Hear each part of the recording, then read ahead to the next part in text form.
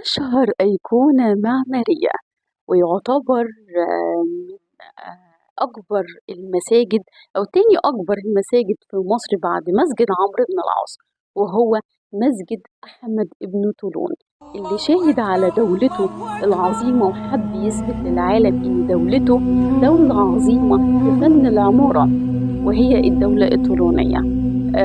المسجد مبني على مساحة 24,000 فدان، فيه 21 باب. كل السينما المصرية زمان والوقت الحالي اللي احنا فيه بتستشهد بتلك المسجد في الأفلام زي فيلم الفيل الأزرق طبعا، وفيلم أحمد زكي سعد اليتيم اتصور فيه أشهر اللقطات العظيمة طبعا.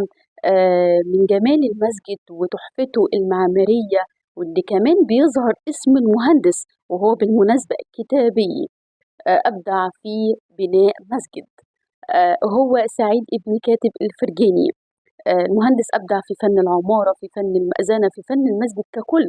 كمان إن هو من أشهر أعماله سنة 864 ميلادي في عصر الخليفة العباسي المتوكل. مقياس النيل في الروضة يعتبر من إنجازاته الجميلة، وإن المهندس دوت أبرع وكمان تفنن في الأيقونة المعمارية حتى الآن بنستشهد بيها وبنروح إن إحنا نزورها.